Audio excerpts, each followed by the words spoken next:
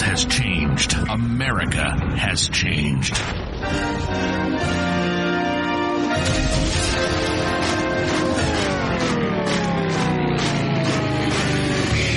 If something were to happen tomorrow, how self-sufficient would you be? Could you grow your own food? Could you sustain your own livestock? Could you survive?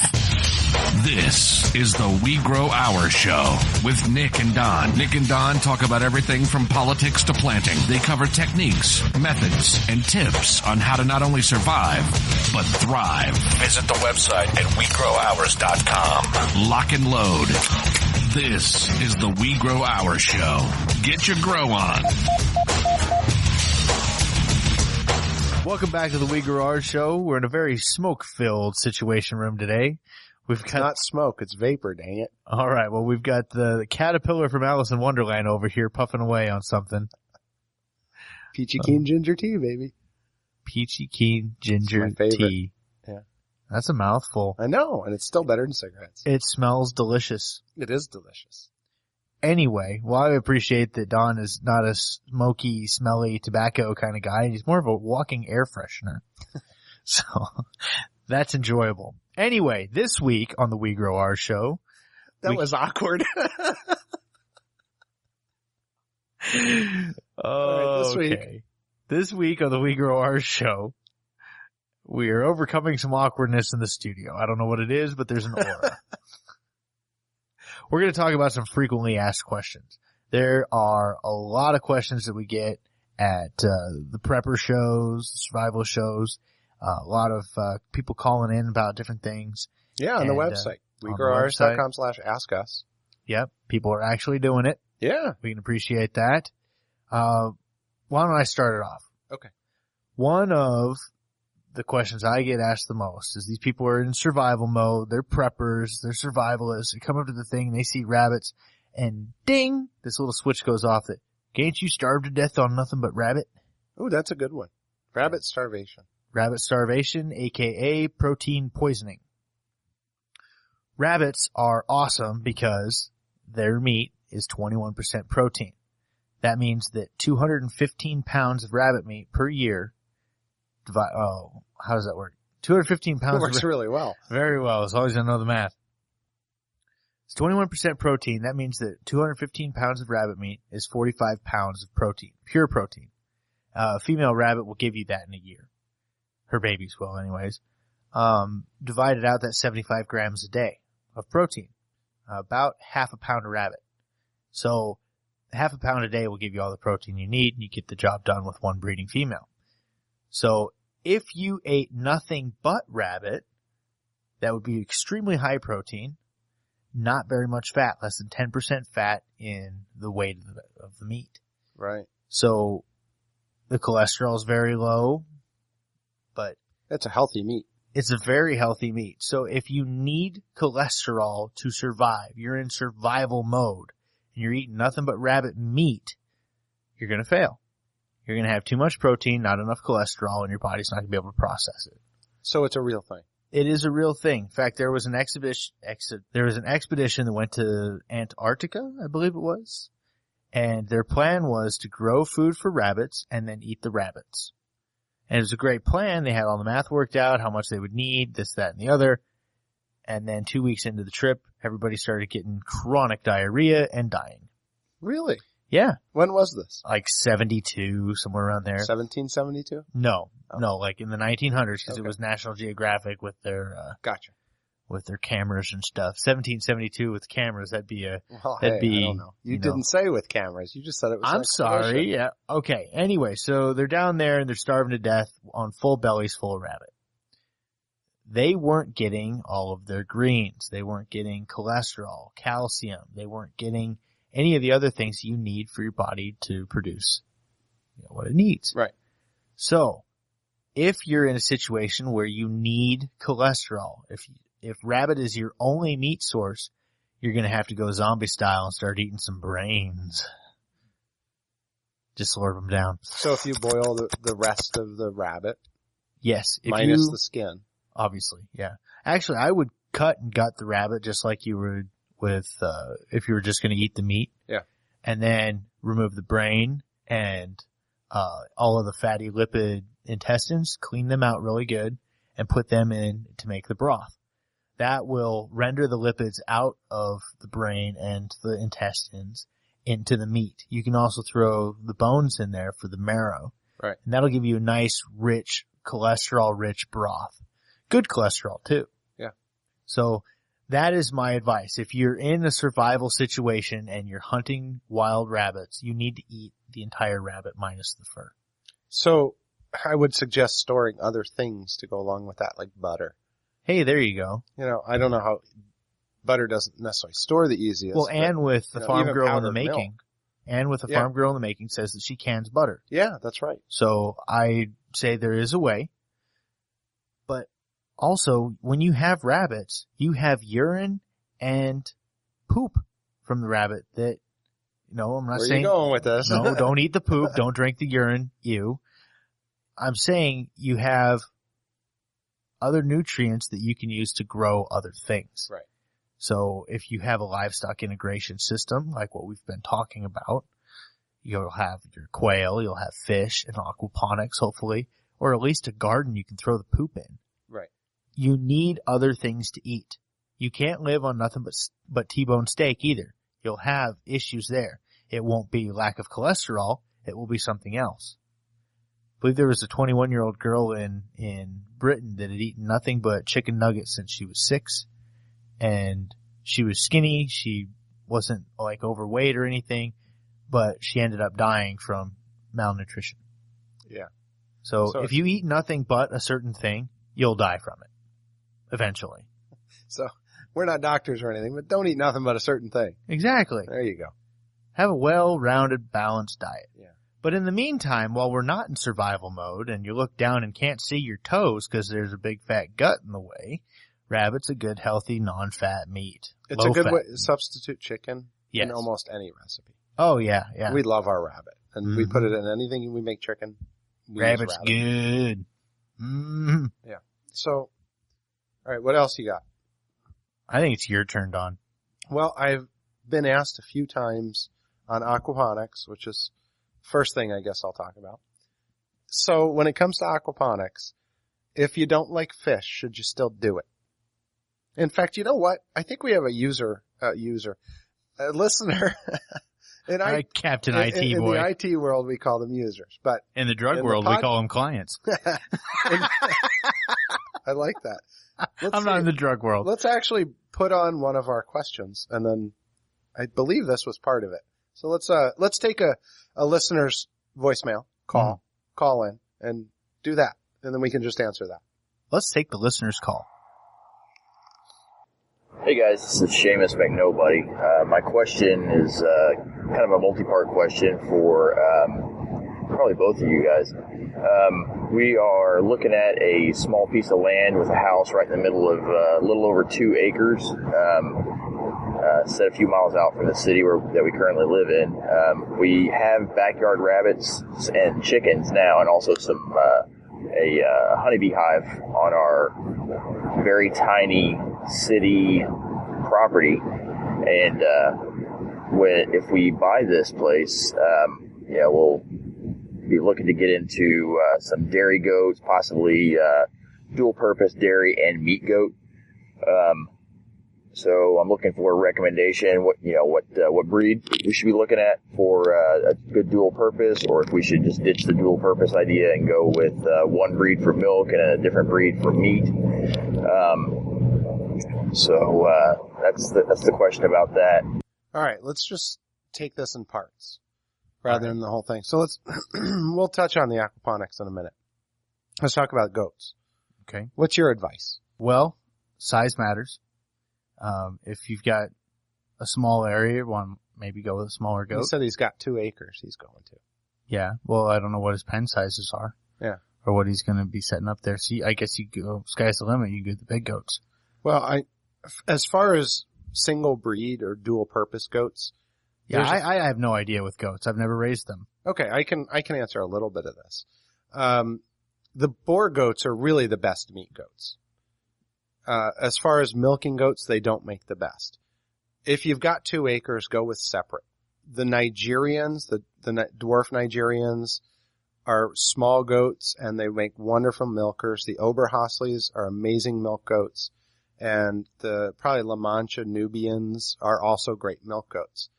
I wouldn't use any of those, with the exception of the Nigerian, as a dual-purpose goat. They're a little smaller, but their meat's pretty good. So if you've got the land, go with the separate. You can take a couple of boar goats, give them an area, let them graze, do whatever they want. They're pretty easy to take care of. So I would go with boar goats for meat, and then I go with a separate breed. And I think the best way to pick out the breed of goat that you like is to go around to different goat farms in your area and see if you can taste some of the different milks, because they taste totally different. A Nigerian's milk, an Oberhasli's milk, a La Mancha's milk, a Nubian's milk, they're all going to be a little bit different fat content. So go with the one that you feel is tastes the best and that you like the best. And it really doesn't need to be many goats for milk. You could possibly even crossbreed with a boar goat, but I would say, I'm not sure about that. But if you get one, say, Nigerian buck and an Alpine, a mini Alpine, and a Nigerian doe, 2 does for 2 people will keep you in milk pretty much all the time. You can get 4 quarts a day, no problem, out of those 2 goats. I mean, we've gotten 4 quarts a day out of 1 goat. Whoa. So, yeah, you can get a lot of milk out of them. And that's 3 goats that'll keep you completely in milk all the time if you want. And then I'd go with another one buck, 1 male goat, and maybe 3 or 4 females for the meats, and just keep slaughtering the babies. The other way to do that is if you do go with maybe a Nigerian, which again, very good milk, if you get the bucks as far as the babies, those are the ones you slaughter for meat. Yeah, well, I was just going to say, I'm not very experienced in goats, but with cattle, Holsteins and Jerseys are kind of your best milk breeds. Right. And no, they don't fill out as well as an Angus or a Hereford or any of the meat breed cattle, but when skin's off, they still taste the same. And if you're eating them younger, they still taste better. Yeah. I mean, that's with cow too. So any breed of goat, take the males and slaughter those. Yeah, get them before the hormones do. Exactly. Yeah. Yeah. Because I know that an old goat that's an old breeder, that's like crock pot material. Yeah, you don't want an old buck. Yeah. So that would be my advice on that. So let's see what else he has to ask. Neither one of us are fish eaters. I actually love fish, but because my wife doesn't love fish, we don't eat fish. So is there, coming from a background of not knowing anything about aquaponics, is there any value in putting any time into building that system for gardening if we're not big fish eaters? So a better explanation, maybe not a 101 level, so I understand you guys provide those classes to people around you, but kind of a better explanation of what it is, kind of a 10,000 foot view of here's what it is and here's what it can do for you. The aquaponics question, the answer is simple, yes. Wouldn't you use them as an indicator, really? I mean, if you're not going to be eating them. Well, I would just breed maybe a different fish. Use some mosquito fish or some koi, or a combination of those. The mosquito fish will help keep the mosquitoes down, provide all the nutrients you need, and if you throw some koi in there, they're decorative, and you can sell them for a whole lot of money if you get the right koi. So go into the fish selling business instead of the fish eating business. Your garden is still going to produce, again, I'm going to use this loosely, up to 10 times the yield that a traditional garden will. I'm going to say you're probably going to get more than 3 to 5 times the yield. But yeah, it's worth it. If you want to get into aquaponics, just use a different type of fish that you're not going to be eating. The mosquito fish will control the mosquito population, throw some koi in there, and you're good to go. I think having tilapia around, even though you guys might not be fish eaters, if you're looking at this as from a homesteading standpoint and a prepping standpoint, you got them if you need them. Exactly. You don't need to eat them. Well, that's the way I see it is, back to a drug reference here, the best dealer is the one that doesn't do drugs. So if you're not raising your fish to eat them, right, you've got selling capability. You've got barter power, buddy. Yeah, I don't know what area he lives in. So it doesn't have to be tilapia. It can be trout if it's a cold area. It can be, go with Do trout need bass. more flow? Like they need more water going though? Good filtering and some water movement. Yeah, they need movement. Any aquaponics system, you should have good water movement and good aeration regardless. So, yeah, even if you're not using it, it's a great barter tool. Yeah. Everybody eats fish. Well, most people eat fish. And so you're going to find a customer. Heck, over at Lely's Market in Chandler, Arizona, it's like, what is it, $5.99 a pound for live tilapia, something like that. Oh, last time I was there, it was more than that. Really? Yeah. And those were imported. Yeah.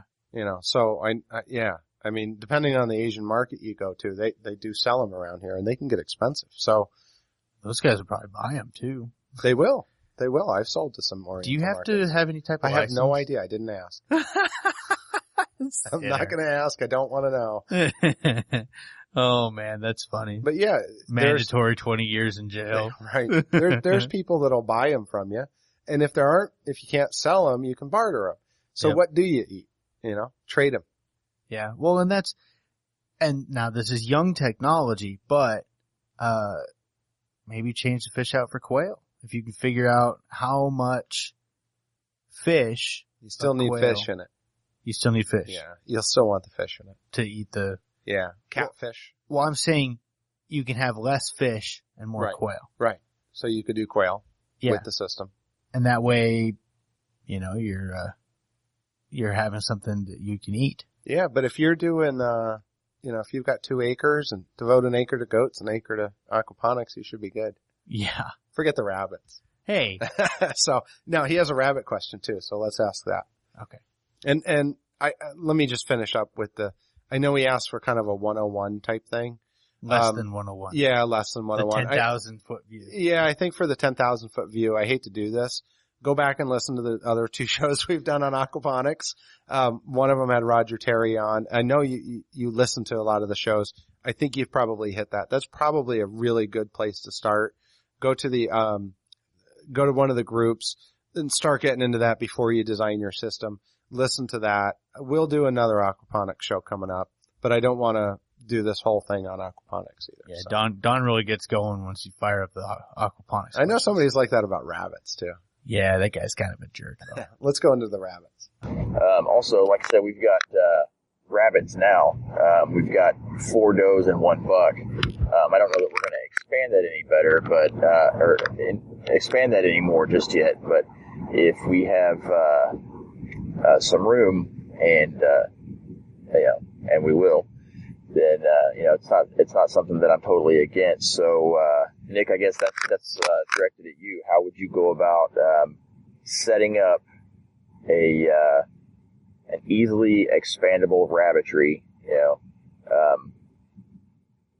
If space is less of an issue than it is now. Like I said, we're on a very tiny, like less than maybe a quarter of an acre, maybe a little bit less backyard. So that's the question. Those are the questions. I love the show. I just started listening, but I think I've listened to all of them now. So anyway, appreciate it, guys. All right, Nick. Well, 4 does, 1 buck. That's 1 happy buck. Might give him a backup partner though. One of the things that I stress is redundancy. You want to have at least 2 bucks and at least 3 does starting off. That wasn't his question though. That's just a little bit of advice. For whatever reason, or if a doe gets a lucky kick in and breaks his neck when she's done breeding and he's not, that might end your breeding for a while until you get another one. So you might want to have another buck on hand. Now, as far as going from a little space to a big space, what do you do with all that extra space? Congratulations, you can make a heck of a lot more rabbits. But what's the best way to plan to expand? I would say in 8-foot increments, but this is going off of my cage design though. Well, it's the best cage design around, right? There you go. Depending on your setup, if you're doing a colony style, fence off an area and let them go, and they'll take care of the rest. But again, that's like a 33% drop in productivity. Yeah, I don't know if you know, my brother Roger, we've had him on the podcast. They did colony style. I kind of said, hey guys, you might want to think about going cage system and whatnot, but they went colony style because that's what they had. Yeah. They have no more rabbits right now. They went ahead and sold the rest of them because there were so many problems. The rabbit would dig out, and he built this cage it was an old chicken coop. Put the bottom on it, put the stuff. Those rabbits are good at getting out. Yeah, they're escape artists. If they they can really see are. through a barrier, they will go under it. Yeah, they managed to, even though there was fencing there, they tore some of that up, chew through the wood. They've you know, got nothing whatever to it do all takes. day except for chew and Right. So, and dig. And so after losing a few rabbits and losing a buck, yeah. they finally toss their hat in until they can get a cage system. So I'm not a big colony fan, especially in Arizona. Yeah. I want to be fair. I want to tell people that is an option. Your productivity drops, your headaches increase, problems with health, all of that stuff happens. But if you don't care about any of that stuff and you do have like the time to dig down 3 feet and lay fencing 3 foot down underground and then up 3 feet, then do it.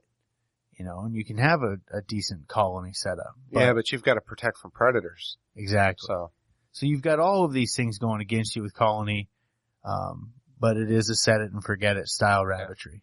So 8-foot increments to expand on a cage system is kind of what you think the best? Yeah, well, I would build a building. And since plywood comes in 4 foot by 8 foot sheets, it's really easy to build a building that is an 8 foot setup. And then you can double it easily by knocking the plywood off, moving the studs, adding on to it another room, and go on forever, really. And 8 foot by 4 foot to start, and just keep going that way. Or build a building, I don't know. This is what I had. I had a 500 square foot building with 4 cage batteries of 32 rabbits in them. And then I had buck cages on wheels that I would bring over to their lady friends in the old shaggin' wagon. And it was very easy. It was very efficient. Right. And if I wanted to add on to that, all I'd have to do is knock out the west wall of my building, add on another 8 foot section, and I could have a whole nother set of cages there. And I could do that until I hit the property line. And it's pretty cheap to add on that way. So 8 foot will give you the ability to have a 6 foot cage system extend out and still be able to walk past it and clean it. Nice. So maybe 10 foot if you're a double XL like me. Yeah. So cage system, I mean, by far is the best way to go. And our opinion, your opinion and my opinion. And then expanding them, I think, especially if you've got the cages now, don't forget you can go up as well. Yes. Or down. Yes. You don't fit 32 cages in a 12 foot by 4 foot area without going vertically. Right. So, you can get banks of cages from Nick that might plug in above or below what you already have. So don't forget about that option as well. Yeah. And overnight you'll fill every one of them. That's the thing is I started with 5 rabbits when I first, got into this gig, and 8 months later I had 50 breeding females. So it happened pretty quick. Nice. So moving on to some other questions, we've been doing some shows about alternative energy.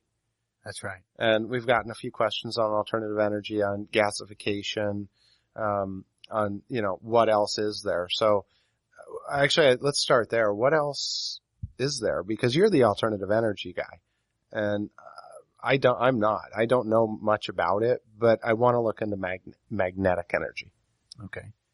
Well, few of the basic ones that we've even touched on is electrolysis, the splitting of water. So that's the hydrogen. Yep. Splitting of water for hydrogen and oxygen. There's some mixed theories out there. There's a lot of people that are, Stanley Myers disciples, if you will, that, he's the guy that back in the late 70s that claimed to have a vehicle that ran on nothing but water. Did you see I posted a link about a saltwater vehicle? Not a boat. Not a boat. An awesome looking car. Yeah, it looked like a Maserati or something. Yeah. and salt water is going to be different. There's probably some chemical reactions that are happening that are other than the HHO gas that Stanley Meyer was producing. Right. Basically, Stanley Meyer had a way of controlling the pulsing the energy through his device, his generator, and it would split the water molecules at an efficient rate instead of just dumping tons of current into the water and watching them split. He was actually able to not create energy, but have a positive gain on energy. Right. Because there's more energy stored in the water than what he was hitting it with. Than the energy used to split it. The laws of thermodynamics say that that's impossible. But, that being said, there was also a law once that said that the earth is flat. So, science is an evolving thing. Right. As more things are discovered, so on and so forth. So, Is it possible? Yes. In fact, I'm working with a gentleman that is actually saying that there are, since hydrogen is the key builder in water, and it's the most basic element that we have is hydrogen, that other elements can be derived from water without fission or fusion or any of that thing. I won't get into that because it's not an alternative energy, but it is, like, he's able to make green algae and red algae depending on the polarity of the pulse that he puts through the water. And I'll ask him if I can publish any of his things, but it's pretty interesting. Completely clean water going into the setup is yielding this green substance in a matter of minutes. I've seen it happen. And when he puts it in a microscope, it looks like little cells. It's like these things. That's pretty cool. It's kind of freaky because you're like, where the hell did they come from? Yeah, now you can, if it's algae, I wonder if you can take that and use it for alcohol creation and other energy creation. Yeah, you can. That's cool. And then he makes this red algae stuff, which, is very similar, if not the exact same as what they're spending $100 a gallon to extract from ocean water with red algae in it. That they put in capsules and sell it to you for $30 a pill. So if he's able to make that, now you're onto something. Wow. So yeah, there's a lot of, so what else, well, all right, other than that, what other energy sources? Let's sources? go back to the energy sources. So if you guys want to hear more about that, maybe that's something we can invite him on. I would love to have him on and learn about that. I think it's going to be way over my head. The dude is super nerd and I love him. He's awesome. He's like the epitome of nerd. I want to see some video. I want to come over and see this. I don't want to see videos. I want to see this stuff being created. You have to get me in that loop on that. Oh yeah, we'll invite you over. Wow. Anyway, moving on. I played around with that stuff when I was younger.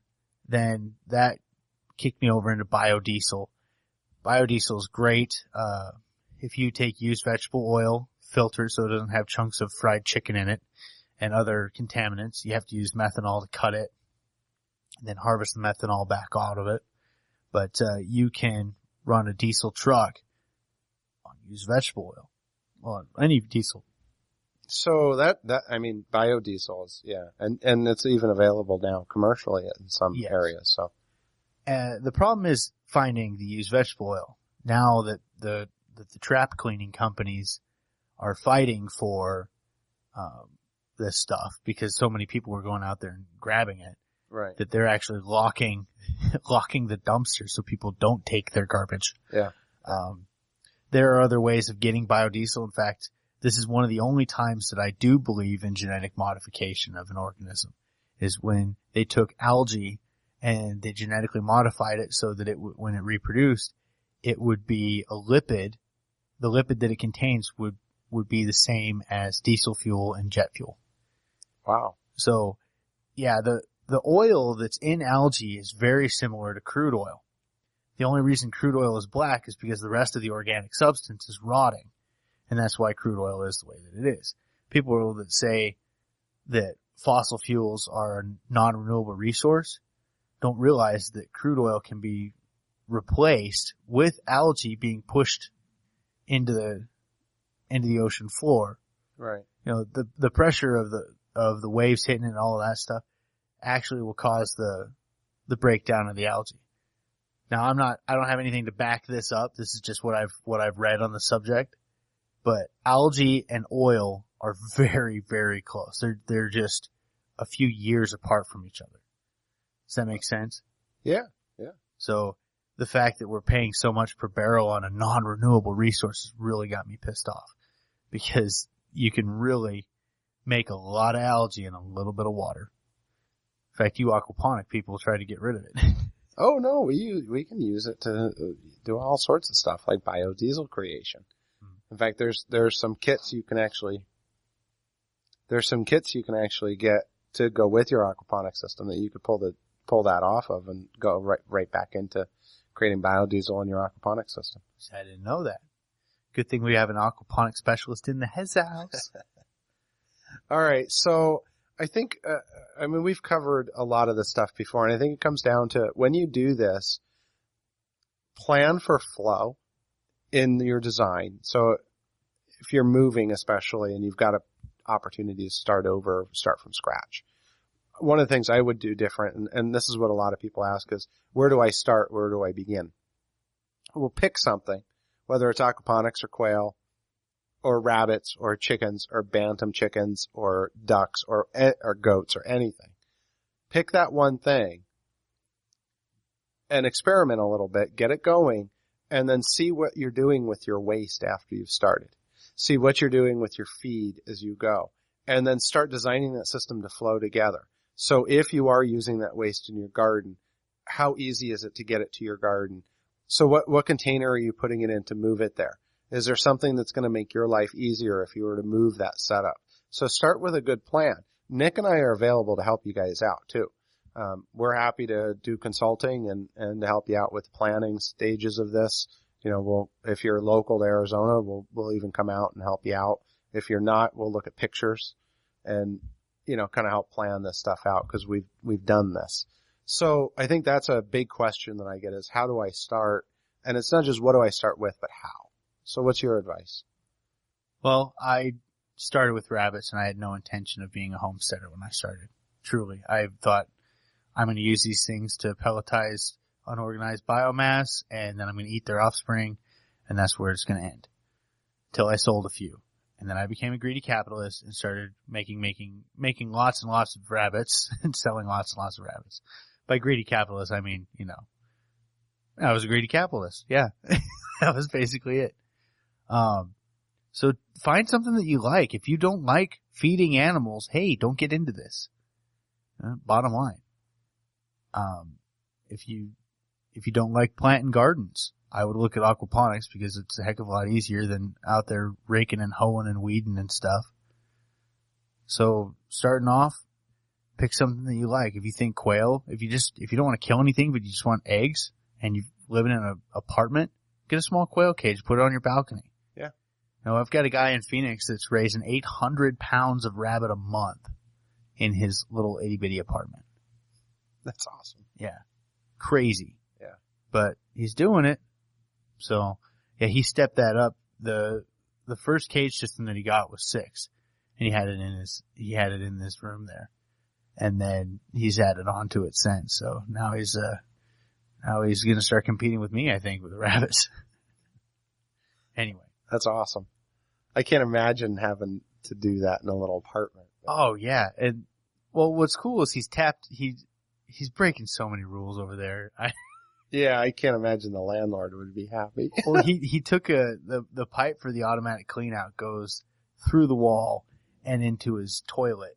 Like, right. He put on a second P-trap, so it's going down that way. He's not saving any of the waste, it's just going away.